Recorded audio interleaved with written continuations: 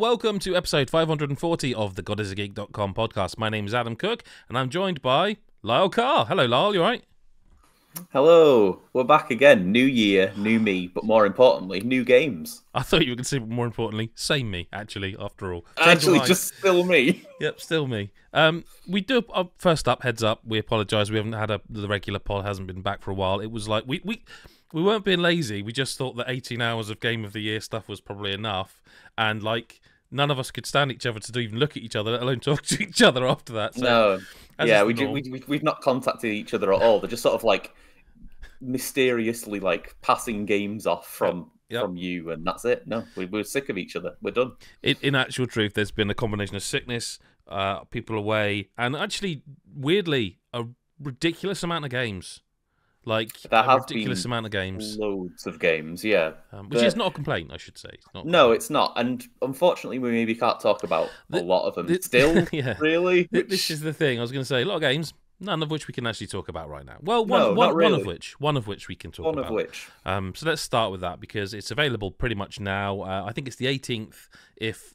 it's one of those weird, like, you can pay for early access things. The thing that I don't really like, but whatever, it's the thing.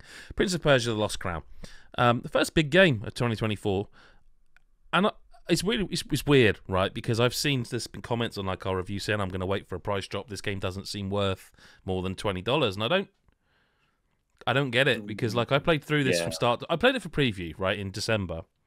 I played 3 hours of it, and I sometimes a game just really clicks, and this did, but it's like, hey, I've been burned on previews before, so let's wait. I have now finished it. I think I finished it with like 83% done. I might go back and it's a MetroidVania and do more, but it's a big game. Like, I mean, I'll ask you, Lyle, like, if you love your Metroidvania, what would you say the average length of a Metroidvania would be? Like, what would you expect, even? Yeah, that's tough, but I'd say, like, on average, because I feel like a lot of the ones I play are maybe, like, slightly smaller indie titles, I guess. And I'd say the average is sort of, like, maybe 10 hours, something like that. Like, yep. Yeah, I'd have gone 12, maybe, but like you say, sometimes shorter. But this is a 20-hour game, and, like, maybe 30 if you... It depends on what difficulty you play in. I played on just the regular, and I finished it 20 hours. I think that's a big game. That's a lot of game. Like, when you think about, there's been loads of, like, when you also say it's a £20 game as well. Like, I go back to like start of last year was like Resident Evil 4 remake, and that was maybe a 15-hour game for full price. Like, I don't see where this would be too short. I guess it's 2D, so less to some people. Yeah, but like, what? It feels like that's a bit. It's weird though. That, like, so, people saying I don't think it's. I'm not paying. So I think I said that wrong. I think what they were saying is I'm not paying for it until it's $20, because I think it is a full price game. But the point's the same. Like, it's an extensive game. It also it's a Ubisoft game, and I say that like for better or for worse for people who like or don't like that style of game. And what I mean by that in this case is that it's like there are cutscenes, there is voiced story, there is a lot of character work gone into it. And it's a Metroidvania, so it's like it's a AAA Metroidvania, and we don't get a lot of them. Well, I was trying to think of Metroid Dread. Metroid Dread is it. Ori and the Blind Forest and the those ones, the Ori series. I feel like they're not quite. No, maybe not. They look it, level. But they do look it, and they're amazing, obviously. Yes, but this, I can't think of many. In the comments on the YouTube video, AAA Metroidvanias, tell us which ones we've missed or we've forgotten about, but Metroid Dread springs to mind. And even that was not like singly developed by Nintendo. That wasn't like, that was almost we'll farm this out and see how it goes. Like, it'd be interesting to see what the next one is if they do one. Anyway, Prince of Persia: The Lost Crown. The key thing for me when playing anything that's 2D, actually, whether it's a Metroidvania or a platform, is how it feels platforming. And the inertia and the movement and how responsive everything feels. And that's the thing that, when I say it really clicked for me, that's the thing that they nailed for me. Like, once you get your first ability and then you start, and I won't spoil any of the abilities, but by the end of it, the movement is just like, there are lots of almost Super Meat Boy-esque spike puzzle platforming sections as you get a bit later on. And I totally appreciate people saying, "Oh, they're too difficult, or these are very hard." But there was something about the movement that just clicked with me that I don't know, man. It just felt unbelievable, like best in class. I really, really like this game a lot. It's difficult to know. It's so early in the year, but like there's very little. Like it was one of those where I was thinking about what would I actually, if I was the person writing the review and I was going for the negative column, what would I actually put in there? And the best I could really come up with is like, I know you've not played a lot of it, but you know the whack trees that replenish your health and everything. Yeah. At some point, I wondered if, because there's also fast travel points. Then there's separate things. They're usually pretty much there's one and there's one next to it. Yeah. But sometimes there isn't. And I did wonder at some point, could you fast travel just between trees, just for that kind of 100% mop up, like the just to zip around a bit quicker, and that's like, that is nitpicking. That is like seriously, like the boss battles are so good. Like that's another thing with I don't need a Metroidvania to be a Souls-like. I don't mind. I don't mind when a game does that. Like, I mean, I know that can be cool. That can be like The Last Faith we played last year, and again, I think that kind of borrows. We talked on the pod about it. Go back and listen. But like this one is it is a Metroidvania. That is what it is. It has Metroidvania bosses. Like there is no, oh, you died to this boss. Oh, you're going to go back to your bonfire and you've lost this. It's like, no, you just can retry the boss fight if you want. It's totally fine. And they add all these layers on top with all the amulets and the skills and stuff. And it's also got really interesting combat. And actually, I'll tell you what, there is a slight negative. There's a chap when you get to the first home thing called Haven, who's like, he's a tutorial bloke. He tells you to come and do my tutorial combat stuff. But it never really insists you do them. It just is there. That's my only real issue with the small amount I've played, is that I heard, oh, there's a tutorial here, and obviously went, fuck that, I'm going straight over there, and I'm actually getting kind of a bit battered, and I don't really feel like the combat 100% clicks for me yet. I keep meaning to go back, and especially because I've been told that there's this tutorial that might really help me, that's what I'm going to do as soon as I start this game up again. But so for example, the one I could give you is, because I only did one in the preview, because in the preview I didn't even do them. It was only when it came to like the final build of the game, I was like, I'm going to go through these because they reward you with time crystals. But I knew that there was something I should investigate, because the first one I did just to see what it was all about was, you do like your dodge roll, standard dodge roll. Yeah. If after dodge rolling you immediately press and hold the attack button, you do like a kick, and if you hold that button, you kick and then them up into the air and follow them into the air. Okay, I'd got part of that chain, but not the last bit. Right, it's the holding down button bit, I reckon. You probably found the kick. Yeah, I've done the kick, and I was like, that's pretty good. Yeah, no, if you hold it, you kick them up and follow them up, and then you can combo them in the air. And and again, it's almost, I'm never a fan of like make people do this tutorial, but as you unlock powers, they also incorporate into the combat. So when you go back to hit, like you can see when you look through the list, there's like blanked out question mark, and they're like as you unlock a power. So you can even go back, and one of them, I'm not going to say what it is because there's no need to ruin it, but one of them, when you do it, you're like, I would never in a billion years have thought to do that. It makes complete sense that you can do that. Now I've unlocked the power, and because of what the power is, but had I not come back here and learnt that is such a fucking cool thing I can now do and will do repeatedly, but I would never have known if I hadn't gone back. So that is one thing. It's almost like they kind of maybe should force you to do like the first two, because it's only I think the first one where you're taught the kick up into the air and follow up with holding, and the second you do that you go, oh, there's more to this than I realised. And I want to know all these things, so I'll be checking on this. And you will just do them. And of course you're getting time crystals anyway. So as well. And... Mm-hmm. So that's a minor complaint. It's kind of an un-Ubisoft complaint, because normally they would handhold. Like I played like Far Cry, Jesus, Avatar late last year, and that's like very handholdy to the point of like, I've played a Far Cry game, lads. Thank you. Yeah. And this is kind of the opposite. But then I guess I felt like it is my genre. I love 2D platforming games. I love Metroidvanias. I love even like roguelikes that have 2D and stuff like Dead Cells. So I don't know, but like, yeah, that if you're just playing this game, if you just bought it or you're gonna play it, go when you get to Haven, top right of the map. You'll remember him because there's a thing above him you can't reach that is so obviously for a double jump at some point.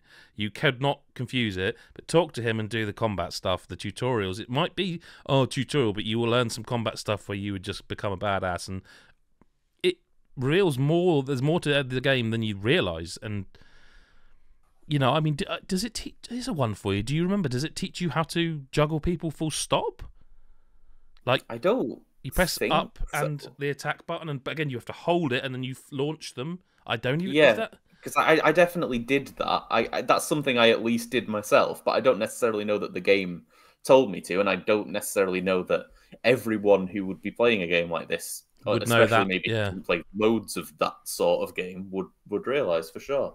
No, yeah, I maybe just a little bit of a nudge of like, yeah, this game's got like pretty fucking significant combat, and like, have a look at it would be helpful. You could see people coming away from even the demo and being like, combat's a bit one note, but that's because you wouldn't experiment with that stuff unless you knew it was there. Like that. No, totally.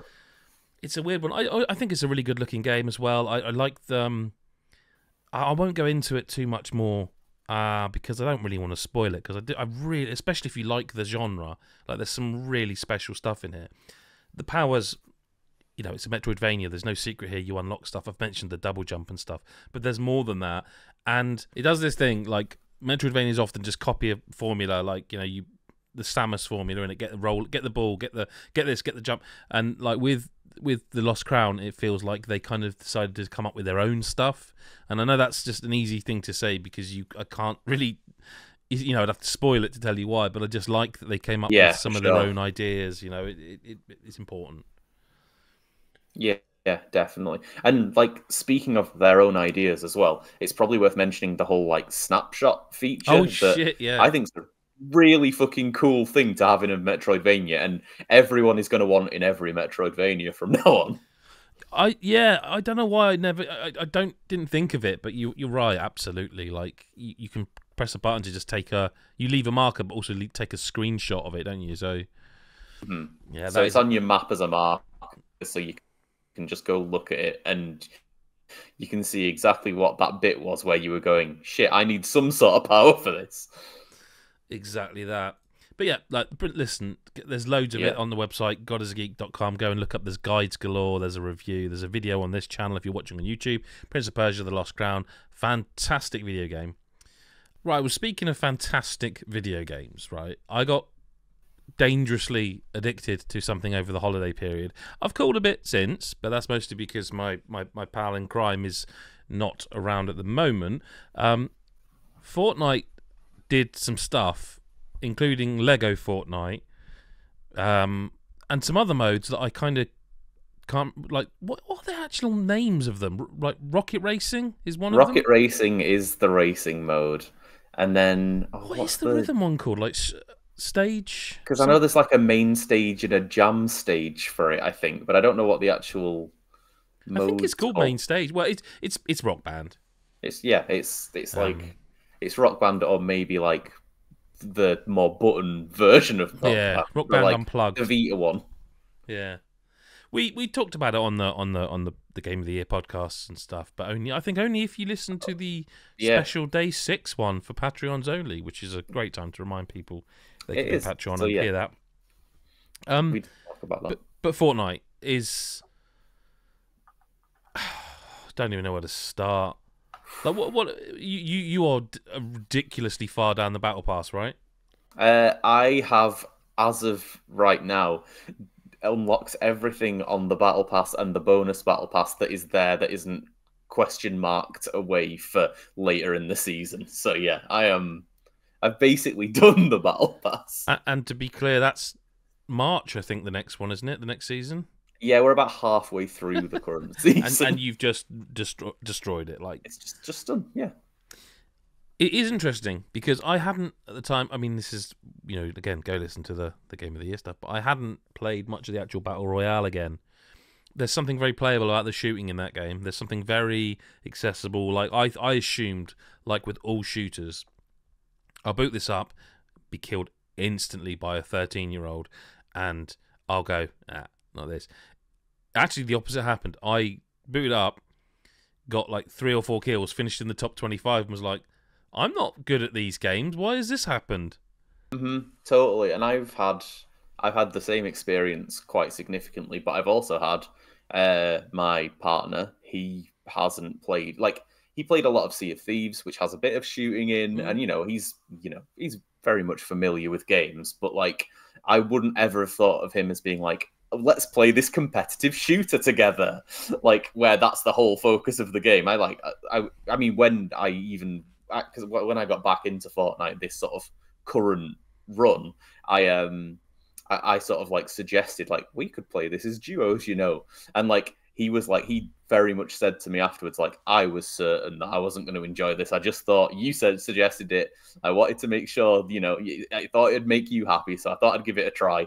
And like, yeah, now we play it in duos multiple times every day, pretty much no matter what. Like, it's really accessible, especially if you don't play with building. If you just go in zero build, you don't have to worry about so much, and that's lovely. And then the current season, I just think it's really well designed. You've got all the different bosses around the map. You've got the whole they've got a train that runs all the way through the map, and it's kind of gimmicky and it's not really that important, but it's pretty fucking cool. And when you have a moment where you're riding this train and you're waiting to like hack open the chest on the train to get some like decent goodies, and then another enemy team just boards the train and you have a mad fucking like duel with them on a moving train, like that feels badass. That's always going to feel badass. And God, I can't get over how much there is to Fortnite now, because I didn't really play Fortnite like after the first like sort of 3 seasons originally. So like back when I was playing, it didn't look like this. No. It like maybe just about had started to add like zip lines, which meant you could get around a bit faster. And now it's got like NPCs you can hire and bounties you can take out on other players, and it always feels like there's something pushing you to go forward. You're not just like, well, I'm in the bubble, I'll just sort of stay in this house for a bit, because there's always so much going on. You've even got just things like the little red dots that appear on your compass that are like, oh, you can hear someone firing a gun from that direction, so you can just rush straight towards them if you want to get into the action. And yeah, I think the current season, especially the maps, I think it's really well designed. It's got a lot of interesting locations. Yep. It's interesting you mentioned the audio, because that's one thing I do want to shout out, because it's always been pretty good, but the directional audio is really fantastic in this. Like, you can really hear people around. If you're wearing a headset, I suppose if you had a really expensive setup, speakers 5.1 or 7.1, but like on a set of headphones or something, you can really hear. I wonder if that's what it was, because I was like, there's someone coming down the stairs. Come on then, mate. You know what I mean? And it's like I just waited for him, and I got the drop on him, and I don't know. It's so strange to me. It's so strange to me, because I remember, I mean, I was going to say a while ago, but it would be actually now years ago, in a freelance capacity, I interviewed someone at Epic Games. I can't even remember who, actually. And I remember mentioning about the idea of, I mean, I have been trying to get them to include Cookie's Corner as a location somewhere to feel like that for the longest time. And every time I mention it, anyone who's involved in that, they do that, like, that kind of like, fuck off, mate. Like, you know what I mean? That, like, we're not going to be rude, but but anyway, I remember many, say years it would be now, interviewing someone and asking them about the potential idea of, what about putting vehicles in this game? And being not fobbed off, but like a very PR answer of like, well, listen, nothing's off the table. We haven't really thought about that yet.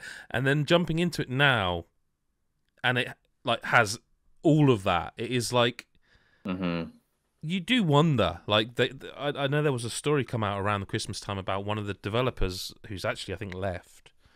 And they had this idea back then of Fortnite the service with the Rock Band with I mean, it all makes sense now. Like, when they were buying Psionics, Harmonix, all X's, that's interesting. But when they were buying them at the time, it was like, well, I mean, everyone just assumed, well, they bought Psionics to get Rocket League off Steam so they can go, look at this brilliant massive game we've got on Epic only. No, they didn't. They didn't do that. They bought Psionics to make a new Rocket League game within Fortnite for free. with crossover for different like cars to be in each games, if you would like to play both of them. Like I love having my little Rocket League buggy that is what I played in Rocket League that all the cars transform into when I get into them. I think that's a really cool little addition that there's no reason they had to do it. And then, you know, I can play it in the cool, like, sort of like arcadey racing game, which is really fucking playable. And I really enjoyed for a long time until I sort of like unlocked all the things there that I wanted to spend my time unlocking. But I bet next season they'll bring something to it to make you go, oh, I'll do that. Even if it's just Battle Pass stuff, I bet they'll add something like some new gimmicky course that makes you go, oh, definitely. But like, listen, yeah, I'm not like fawning too much because there are elements like so the Rock Band unplugged style thing. I do like it a lot. It needs updating. The controls don't make sense to me. I think they need more options. And also, like, let's not pretend that this is all out of the goodness of Epic's heart. Like that mode specifically is expensive if you want to keep the tracks. Like, yeah, you can play all of the others and it's fine, but the Rock Band one is like, it's kind of like almost impossible to imagine buying tracks for how much they cost. Like, well, it's especially because like Harmonix, you know, when Rock Band and that, right, it would have been like you could buy albums or packs, but you could buy songs for, I think they were like 69p. I know they're not like a $5 or anything, but they are a little more expensive. They're not that far off a $5 either. They're reasonably expensive. And again, like, so one of the reasons I want to talk about it is because Chris Hyde and I have been playing Lego Fortnite. Like, I mean, as much as you can like complete a survival game, we've kind of got to the point now where it's like we need the next drop of content for this mode because we have kind of done everything. We've min-maxed, and you could just start again or just keep playing, of course, which is fine. But like it's, I feel like they know. I mean, I've seen some leaks and stuff, and like it sounds really cool. I'm not going to repeat it here because I can't verify it.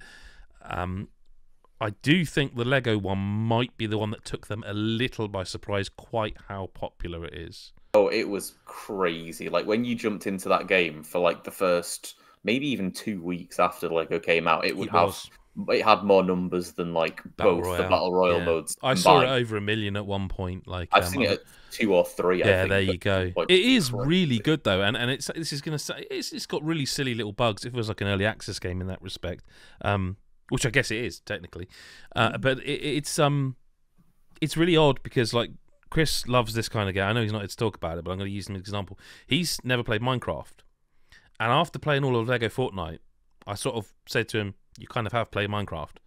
You just don't know it because this is Minecraft. This is third-person Minecraft. It's not as deep. Obviously, Minecraft's had years and years and years of development and content added to it. But these two games this is what they are.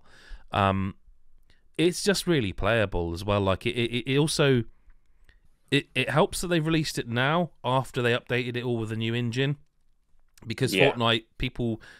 I don't know if people know this or not, or if this is like a real secret unless you actually play the game. It's really pretty. Like it's really good-looking game. So gorgeous. It was kind of tragic when they had the OG season when you had to go back to that first map and you were like there were these trees that just sort of looked like someone had like shoved a broccoli in the environment. Yeah, which is kind of what they do with the Lego a bit. But even that, like they don't. Like it is on a good TV on the modern consoles when they're like the sun crests over in the morning for the Lego Fortnite. It is a really pretty game, and also again, I can't help but think when I'm playing it, God, they are going to make so much money because all these Lego skins. Because now, obviously, I know you've not played huge amounts of Lego Fortnite, but you will see in the skins. Oh, I've been through the menu of the skins and seen all my skins that also are in Lego, and I'm like, oh, Alan Wake and stuff. And there's also, I don't know if this is a thing they've done just for these new modes, or if it's a thing they're doing with the updated engine. I think it's the new modes. Like there are certain skins within Lego Fortnite where they've got like an asterisk that says, we will be updating this model in future updates. Yeah, and they just sort of look like a sort of like vaguely coloured man. yeah, and they're gonna and I think again that's quite a. It's just mad. Like this game, when it was first announced, when it was first revealed, it was the tower defense style saves the world mode that we all got to play and preview, and I think that mode, I always liked that, but like it obviously didn't do well because then they pivoted to the battle royale, and the rest is, as they say, history. Yeah, what a great free video, free. Like, it really is free as well. These are always the things that like completely baffle me as well, because I think about, you know, when I was a little lad back in the day, and it was like, oh, it's my birthday, so I get one video game, and it's supposed to last me for, you know, half a year until the next big occasion where I might be able to get a video game. And it's like people now have so many free options. Like, I'm not even getting into, you know, subscription services and stuff, but like for not paying for a video game, you could play video games, and a really varied video game that also, by the way, has a full like on creation mode where you can play like mini horror games people have made, or party games, and all this sort of stuff. And then all these new modes, and I mean, you know, there's no saying that they are stopping with the modes they've made either. That's the other thing I wondered about. If this is, because this feels very much to me like they're, I mean, I know it's still technically an early access game, isn't it? But like this feels like the launch of like Fortnite 3.0 almost, because 2.0 I guess was the engine. Whatever way, you know what I mean? Like it feels like not a relaunch, but like a point in time where there will be reference, like the OG Fortnite was, a bit like the engine change. This feels like a big moment. And I don't think it will be just, like you say, these will be the 3 games and that's it. I think if they were going to be adding just these 3 modes, they wouldn't have done it 3 days on the trot. Fucking 3 days on the trot as well, yeah, I forgot about that. Yeah, where it was literally one day, oh, you can play the racing game now. Oh, you can play Lego tomorrow. Like, what a weird, wild thing to do. And they can only be doing that if they've And it was in December, wasn't it? It was like... It was, December. Like, do you know what? If you're listening, Epic, I've got a suggestion for you. And I think this would work. I don't know if this would go up your, you know, salute this idea, Mr. Carr, but I think they should buy the developer who made Knockout City and put that in Fortnite. What? Because the art style, the colourfulness, the movement, it would all just, you know. So I've completely forgotten the name of that studio because I love that game, which I'm very sorry if they're listening. I do apologise. But do that, Epic. Go and get that one. There's just so much they you know, if they really wanted to, really wanted to go for it, they could get into sport. They could start doing sports games in Fortnite.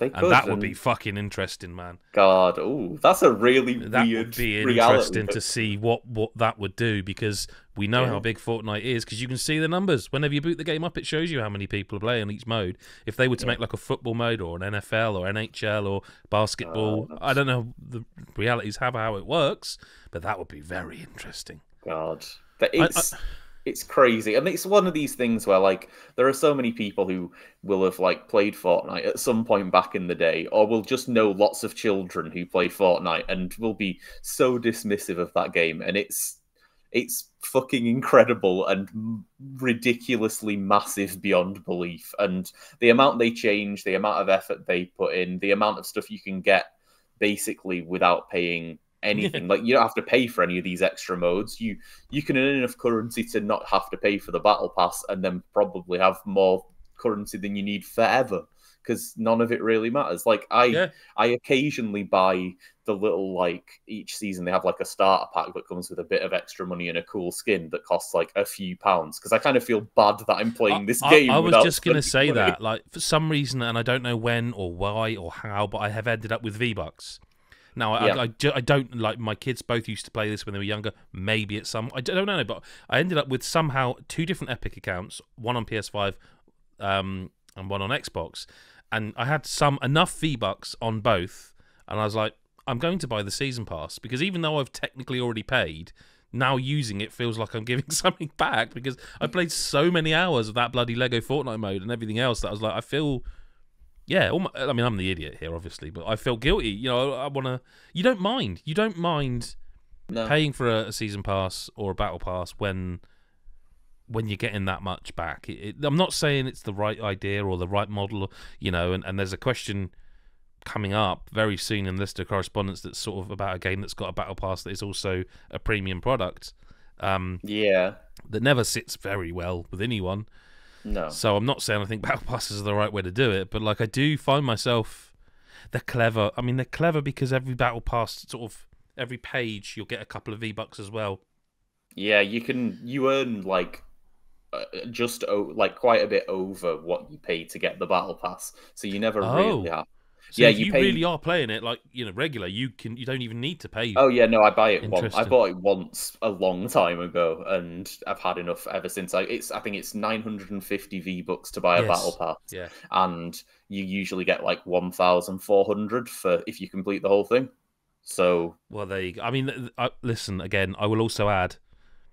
They do this. It's very clever. I'm not praising business models. We're not here to talk about business models, but it is clever the way they rotate the store because you'll go through it one day and you're like, I'm not paying money for that, and then the next day there was like what was there? I think it was a Rick and Morty one, like where Morty's in the like mech suit. Yeah, and I was like. Yeah, I had to really, really rein myself in from buying. Over Christmas, they added a Dragon Ball Z pack that was free. That was another one, and I was like, "Oh God!" If that had been, I've never liked the look of those two particular. I love those villains and I love those storylines, but as a visual, I've never liked the looks of those two. If it had been Gohan or Goku or do you know what? Maybe even like Fat Boo or something, I would have been like. Yeah, but like it was Cell who I even as a fan of that series, I remember that saga going on too long. So it's sort of like but like I must admit though, even I was the same. I saw them as like I just about didn't buy the Rick and Morty ones, and now you've rotated in Dragon Ball Z. Like, what are you doing to me here? Like, it would be very easy, very easy. Yeah. And they have all the different styles as well, so you can be every time they transform, all that sort of stuff. It's very clever. I think that was the one I really came close to. I think there was, and it's fucking pointless, man. It was like an emote where you Super Saiyan, and it was like, don't be stupid. Why are you? I was having a work. Why are you thinking about this? Stop it. It was like it's very clever. They're very clever. Yeah, and that's how they make the money, everyone. It is. Let's move on to some listener correspondence. Now, although he's not here, I'm going to play the jingle anyway, so I'll just tell myself play the jingle. Listener correspondence. It's time. It's time. Chris Hyde. Well, listener correspondence time then. Lyle, I suppose I have to ask you all these questions and then add some bits myself. McPoo from Discord says, after the Suicide Squad Kill the Justice League previews, how much UI is too much UI? Well, I mean, this is a question that was a big talking point around all the social mediums and whatnot. Back when we were first supposed to record this podcast. But yeah, no one seems to have had much nice to say about Suicide Squad Kill the Justice League online. And I mean, it was never a game I was that excited about because that sort of service game, action game is about as far removed from me as I could imagine. But Rocksteady as a developer and the Arkham games I also fucking loved. So, you'd maybe think it could have interested me. But on the UI specifically, I kind of think that although it looked like from the screenshots and bits and pieces I've seen, it looked, fairly messy and cluttered. I did kind of think that, it's kind of the sort of game where there's always going to be a decent amount on the screen. Like it'd be like saying that like the UI for like an MMO was looking cluttered. Like they're the sort of games where that's sort of what the UI is and almost has to be in a lot of ways. I don't think it looked nice, and I'm sure it could have been made, streamlined and more elegant so that it didn't look quite so busy. I mean, I have to say, I never like it, and even though that's the sort of game it is, I still don't like that that's part of what that genre almost requires. So I guess my answer is like, I do think that's too much UI. It's never going to be something where I'm like, it bothers me enough to really like go off on a game, like how much UI it has. Like sometimes I'll maybe think the UI looks especially sleek or interesting or is done well, like, Dead Space and your health on the backpack, stuff like that. There are some elements, but like I can't think of many times I've like personally complained about UI. Like I just sort of play the game and don't mind that much. So I imagine if it was my sort of game and I was playing it, it might not even bother me. But I'm not that interested in the game. Just seeing screenshots, I can sort of look at it and go, yeah, it looks a bit messy. But I also don't care that much. How do you feel about the UI? I mean, I've played and completed Xenoblade Chronicles 3. So, yeah, like, UI isn't like a top of my list of concerns about this game. I will say that much because, like you said, it's that kind of game. It's a service game. It's a service game that is also a multiplayer game. So you're gonna have other people's health bars on screen. You're gonna have an objective. You're gonna have damage numbers going off. You're gonna have like level stuff. You're gonna have cooldowns on skills. That is the genre. I think this game is the one that it's gonna. I don't know. I'm not saying I think it'll be good or I think it'll be bad. I do think it's gonna get the shit kicked out of it one way or another. And I definitely think is. Yes, that's done. That's a done deal. Rightly or wrongly, I don't know. We didn't preview it. I can't comment on that. It's been one of those where they keep delaying it. You hear enough about it that you're like, But again, then on the other hand, if you're weighing all this up on the scales, then you have in the other scale, it just is a big piece of paper that says Rocksteady, and it goes, you know what I mean? Because I don't know, like you'd want to have faith. I think the UI stuff's a bit disingenuous. It kind of feels like let's find anything we can to beat this game up about. We've decided this is the game we're going to beat up. And it's the Forspoken of this year. Yeah, early doors. Yeah. It kind of is. Like, and I don't, Forspoken was not a game I loved. It's not a game I particularly liked, but I didn't think it was awful, and I don't think it deserved the kicking it got. I don't know, man. Like, it's. I don't think any of it matters. I know that sounds really weird, but like, I saw an advert for this game between like the football over the weekend. Yeah, it's kind of everywhere at the moment. This is the thing. I think it doesn't matter. I think it's a big enough thing. It's Warner Brothers. It's going to sell loads anyway. Whether that means you then end up with loads of angry customers, I don't know. I was surprised they did previews at all, based on like people were leaking stuff out of the betas, and it was not positive. I was quite surprised. But then right after that, they were like, well, also, hey, we've lifted the NDA on the beta, so you can talk about that now if you want. And that to me looked a bit like, well, listen, the press have killed it, so maybe the fans that we let play it will be like positive. And who knows? It's not going to be long to wait. That game's soon. Yeah. I look forward to trying it.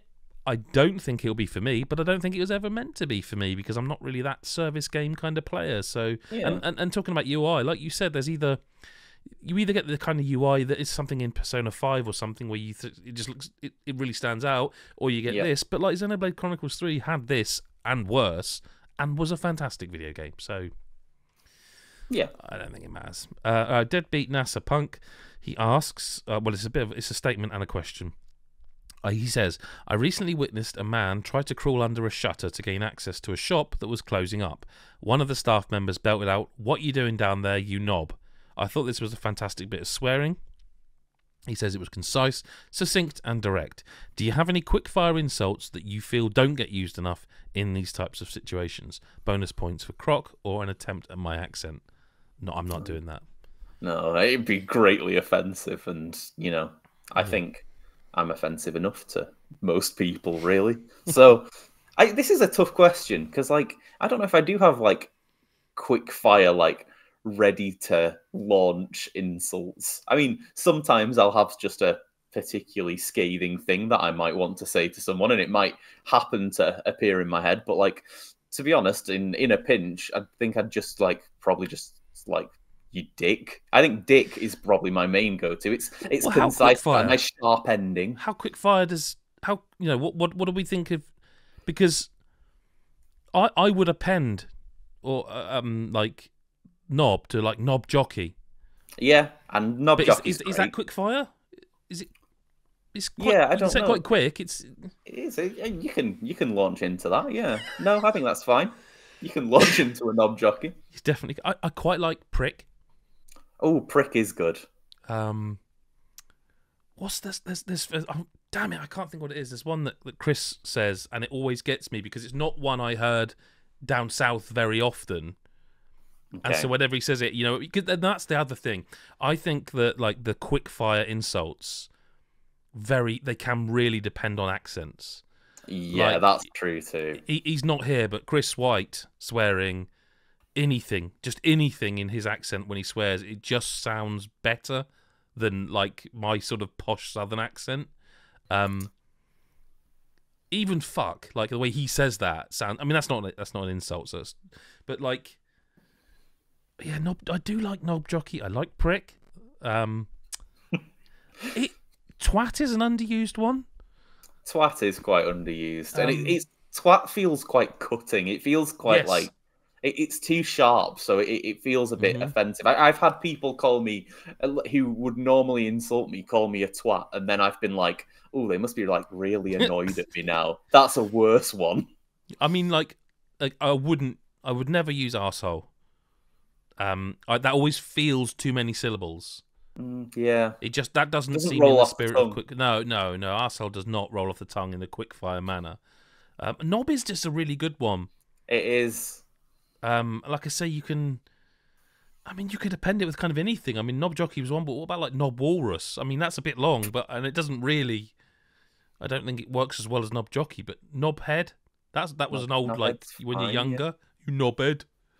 You know what I mean? Yeah, and it works. Knob face. Yeah, knob end. Knob end. Knob end, of course. And there is something I do take a lot of comfort when driving through like a larger town or city, and you might see sort of swearing just scrawled on a bus or something, but it's spelt knob and they've dropped the K, so it's just N-O-B. It just reminds me of kind of like almost Rick Mail style bottom, you knob sort of thing, and it just I mean, like I say, twat, prick, but knob really is. He's right. It's concise, succinct, and direct. Like there's no messing. Like there's no messing with knob.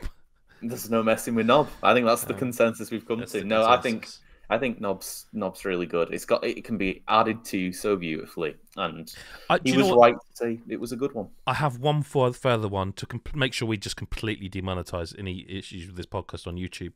But it's very specific, and it has to be said in an Irish accent. Is when an Irish person would say "you bollocks." Oh yeah, I really like that. Like that again that's top tier accent and language work for me. Anyway, right, the real Captain Redemption from Discord says, I'm belatedly getting around to playing Returnal. It's got the best feeling shooting mechanics I've come across in a long time. With their gunplay as a platform, what do you think Housemarque should do next? This is a weird question to just take a very specific developer and try to pick what they should do next. Returnal is good though. I mean, I can see why you'd want to talk about, Returnal as a game. It is pretty exceptionally made, and I think that's kind of the Housemarque thing. Is I feel like their games are very like crisp and just sort of feel right, and and I guess that's the gunplay. What would I want them to do? Did you play any of their like? Because they had. Do you remember Resogun when the PS 4, I think, and I'm looking at the Wikipedia now, like Super Stardust Ultra, Alienation, Next Machina, Matterfall. They had a go at all these a lot of them were side scrolling from what I recall. Yeah. And Returnal was this obviously. I mean, Returnal's got some of the best audio, and I think we probably had it in our list those years. We definitely did. Yeah. Well, not me personally. I wasn't there, but no, but I'm sure they were there. It's probably boring to just say Returnal 2, isn't it? I've thought of an interesting one, right? Because there's a series that kind of disappointed me the last entry that came out, and I feel like giving someone who is just like that focused on something like gunplay, it could work. I like the idea of Housemarque for some reason being handed Ratchet and Clank. I mean, it would sort of make sense given that Insomniac is apparently, according to those leaks, like basically doing Marvel for the next. Yeah.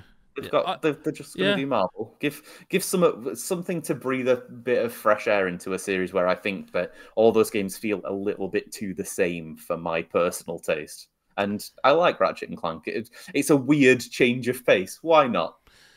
What about using... if they somehow... I mean, he's not given any rules. He said, what do you think they should do next? What about... Oh, crap, I've forgotten the name. I've spaced out. Just as I was about to say it, I've spaced out on the name of the game. Enslaved: An Odyssey to the West? Oh, yeah, no, I think that's right. Like a sequel, but with them doing it and turning it into... Or something like that. Or like not necessarily a series, but I'd love to see Housemarque now, seeing that they've done a third-person shooter, and it's banging. I'd love to see them do a Devil May Cry style game. So not or a Bayonetta, you know, not a roguelike, not a side scroller, but an actual third person game, you know, with a story. Which Returnal has a story, but you know, a story driven character action game. I think they could do a superb one of them with standard sort of just like areas that you go through, no repeating yourself. Just 3D Metroidvania. Yeah. Ooh, or no, do you know what? Fuck it. Give them Gears of War. Oh. Ooh. I mean, that ain't going to happen if they're Sony. Are they owned by Sony now? There's no rules, though. It's fine. Yeah, Gears of War. We've decided. I think they are Sony now, but I'm sure they... I think they are, actually. I think they're right, yeah. I also, speaking of that, I also kind of thought there was that trailer a while ago for... Was it Pal World, the game that looks like it's Pokemon, but you shoot them with guns? Yes. Just give them something like that. Why not? Or listen, my answer to all of these questions, whenever it's about what game do you want next, a remake of PsyOps, The Mindgate Conspiracy. Get them on it, but with House Mark behind it. So yeah, and it can be in Fortnite, and Epic can buy it. Yeah, that would work for me. Right, that's the end of listener correspondence. I'm going to play the jingle. Listener correspondence. It's time. It's time. Chris Hyde. And that is the end of podcast 540 with myself, Adam Cook, and Lyle Carr. If you haven't been watching the video version, you can do that on youtube.com/GodIsAGeek. We're on Spotify, iTunes, Google Play, Podbean, probably anywhere if you just type in God is a Geek podcast. There's different ways of watching, listening, or consuming the podcast. Of course, you can just go to godisageek.com where you'll find all your gaming news, reviews, previews, the podcasts, videos. You'll find guides. You'll find everything you should ever need. And if not, then join the Patreon on patreon.com/godisageek, where someone in Discord will probably point you in the right direction as well if you miss anything. So that's about that for this week. We'll be back soon. It is really busy. Like I said, I know it's a shitty thing to be like, hey, we're playing all these games that we can't talk about yet. But oh my God, are we playing all these fucking games that we can't talk about? Yeah, there is no way around that. And so that might mean we're a bit sporadic at the moment because for some reason, January is the new September and August. I really wasn't expecting it to be this busy or the quality to be this high. But like Prince of Persia out the gate, phenomenal game. And there's more reviews coming up soon, more videos coming soon, more podcasts, and in theory there should be more than just myself and Lyle next podcast as well, but we'll see. Lyle, thank you for being here to make sure there can be a podcast this week. Hey, it's a pleasure to be the one other person who was able to turn up. The one other person who has nothing better to do than to talk about video games for an hour. Oh no. Well, yeah, that's fine. There's fine. Nothing better to do with an hour. Fine. I've got a roast in the oven, as I say, so that's it's I've got nothing to do. I'm just waiting for a roast to cook. So that's what better way to do it than to spend it with my mate Lyle Carr, and obviously the listeners as well. Obviously, and them too. They're important people and viewers. Thanks, Lyle, for being here. Thanks to everybody else, and we'll speak to you next week or the week after. But we will be back very soon, properly to a proper schedule, and we'll speak to you then or whenever you choose to listen. Bye bye for now.